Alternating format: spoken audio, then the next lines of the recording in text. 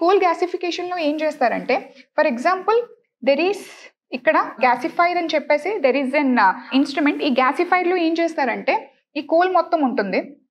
Okay, so ఇక్కడ at high temperature and at high pressure, at high temperature and at high pressure, okay, so you will send oxygen. Okay, controlled మేనర్లో యాక్చువల్గా combustion అనేది జరుగుతుంది.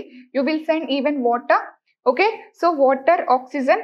So controlled మేనర్లో ఏంటంటే ఈ కోల్కి ఏంటంటే కంబషన్ ప్రాసెస్ని ఇనిషియేట్ చేస్తే at very high temperature and at very high pressure అనమాట. సో దీనివల్ల ఏంటంటే this coal, solid coal gets converted into sin gas. Sin gas అంటే ఏంటి? So sin gas is nothing but synthetic gas.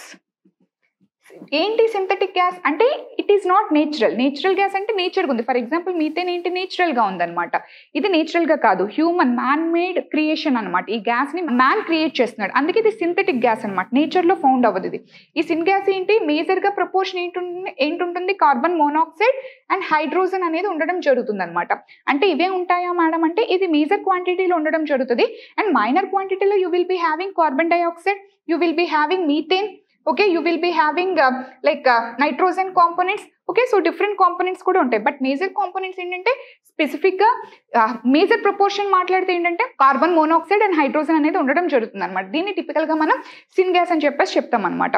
Okay, so ఇప్పుడు దీనివల్ల ఏంటి madam? Okay, ఈ కోల్ని నువ్వు డైరెక్ట్గా గ్యాస్ కింద కన్వర్ట్ చేస్తున్నావు. ఇప్పుడు ఈ కోల్ని గ్యాస్ కింద కన్వర్ట్ చేయడం వల్ల యూజ్ ఏంటి? సో యూజ్ చూడండి.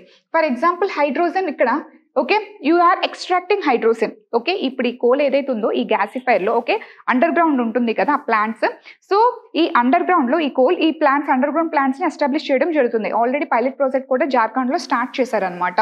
బికాజ్ మినిస్ట్రీ ఆఫ్ కోల్ ఏం చెప్తున్నారంటే their achievement was to coal gasification అనేది ఎంతవరకు 100 మిలియన్ టన్స్ ఆఫ్ కోల్ని గ్యాసిఫై చేయాలి. ఎప్పటికల్లా 2030 కల్లా. ఓకే, సో 2030 కల్లా 100 మిలియన్ టన్స్ ఆఫ్ కోల్ని గ్యాసిఫై చేయాలనేది వాళ్ళ యొక్క మేజర్ ఎజెండా, వాళ్ళ యొక్క మేజర్ గోల్ అనమాట. సో అందుకని ఆల్రెడీ పైలట్ ప్రాజెక్ట్ కూడా జార్ఖండ్లో స్టార్ట్ అవ్వడం జరిగింది. సో ఇక్కడ అండర్ గ్రౌండ్ గ్యాసిఫైర్స్ని పెట్టారనమాట. ఓకే, సో అండర్ గ్రౌండ్లోనే నీకు సెటప్ అంతా మొత్తం చేసేసి అక్కడ కోల్ నుంచి ఆ గ్యాసిఫైర్లో ఏంటంటే సో వాళ్ళు పంపిస్తారు. అక్కడ ఈ ప్రాసెస్ అనేది initiate under very controlled combustion అనమాట. అంటే ఆక్సిజన్ని చాలా కంట్రోల్గా రెగ్యులేట్ చేస్తూ ఉంటారు. And they will also send water. అయితే వాటర్ ఎందుకు సెండ్ చేస్తున్నాను అనేది నేను ఇప్పుడు ఎక్స్ప్లెయిన్ చేస్తాను.